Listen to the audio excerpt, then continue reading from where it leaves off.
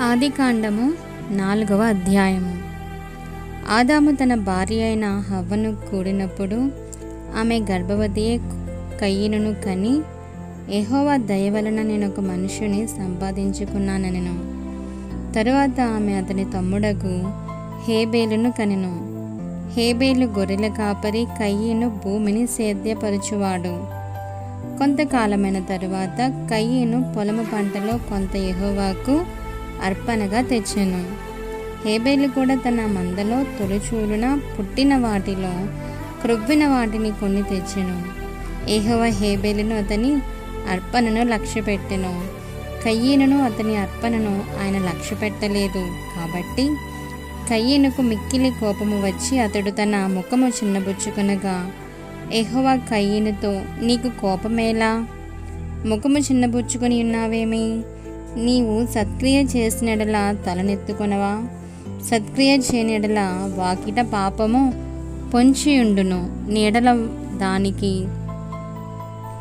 వాంఛ కలుగును, నీవు దానిని ఏలుదువనెను. కయీను తన తమ్ముడైన హేబేలుతో మాటలాడెను. వారు పొలములో ఉన్నప్పుడు కయీను తన తమ్ముడైన హేబేలు మీద పడి అతనిని చంపెను. యెహోవా, నీ తమ్ముడైన హేబేలు ఎక్కడనున్నాడని కయీను నడుగగా అతడు, నేనెరుగను, నా తమ్మునికి నేను కావలివాడనా అనెను. అప్పుడు ఆయన, నీవు చేసిన పని ఏమిటి? నీ తమ్ముని రక్తము యొక్క స్వరము నేలలో నుండి నాకు మొరపెట్టుచున్నది. కావున నీ తమ్ముని రక్తమును నీ చేతుల నుండి పుచ్చుకొనుటకు నోరు తెరచిన ఈ నేల మీద ఉండకుండా నీవు శపింపబడిన వాడవు. నీవు నేలను సేద్యపరిచినప్పుడు అది తన సారమును ఇక మీదట నీకియ్యదు. నీవు భూమి మీద దిగులు పడుచు దేశ దిమ్మరువై యుందువనెను. అందుకు కయీను, నా దోష శిక్ష నేను భరింపలేనంత గొప్పది. నేడు ఈ ప్రదేశము నుండి నన్ను వెళ్ళగొట్టితివి. నీ సన్నిధికి రాకుండా వెలివేయబడి దిగులు పడుచు భూమి మీద దేశ దిమ్మరునే యుందును. కావున నన్ను కనుగొని వాడెవడో వాడు నన్ను చంపునని యెహోవాతో అనెను. అందుకు యెహోవా అతనితో, కాబట్టి ఎవడైనను కయీనును చంపినడలా వానికి ప్రతిదండన 7 కలుగునెను. మరియు ఎవడైనను కయీనును కనుగొని అతనిని చంపకుండినట్లు యెహోవా అతనికి ఒక గుర్తు వేసెను. అప్పుడు కయీను యెహోవా సన్నిధిలో నుండి బయలుదేరి వెళ్ళి ఏదెనుకు తూర్పు దిక్కున నోతు దేశంలో కాపురముండెను. కయీను తన భార్యని కూడినప్పుడు ఆమె గర్భవతి అయి హనోకును కనెను. అప్పుడు అతడు ఒక ఊరు కట్టించి ఆ ఊరికి తన కుమారుని పేరును బట్టి హానోకను పేరు పెట్టెను. హానోకుకు ఈరాదు పుట్టెను. ఈరాదు మహూయాయేలును కనెను.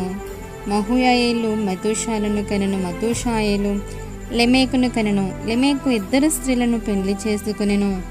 వారిలో ఒక దాని పేరు ఆదా, రెండవ దాని పేరు సిల్లా. ఆదా యాబాలును కనెను. అతడు పశువులు గలవాడై గుడారములో నివసించు వారికి మూల పురుషుడు. అతని సహోదరుని పేరు యుబాలు.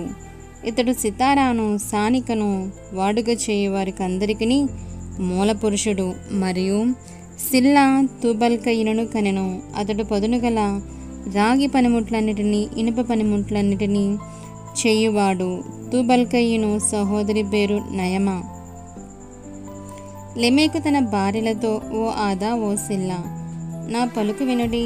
లెమెకు భార్యలారా, నా మాట ఆలకించుడి. నన్ను గాయపరిచినందుకే ఒక మనిషిని చంపితిని.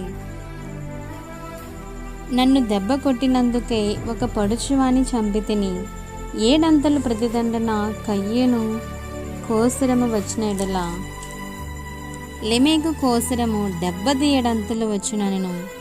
ఆదాము మరలా తన భార్యను కూడినప్పుడు ఆమె కుమారుని కని, కయ్యేను చంపిన హేబేలునకు ప్రతిగా దేవుడు నాకు మరి యొక్క సంతానమును నియమించిననుకొని అతనికి షేతు అని పేరు పెట్టెను. మరియు షేతునకు కూడా కుమారుడు పుట్టెను. అతనికి ఎనోష్ అని పేరు పెట్టెను. అప్పుడు యెహోవా నామమున ప్రార్థన చేయుట ఆరంభమైనది.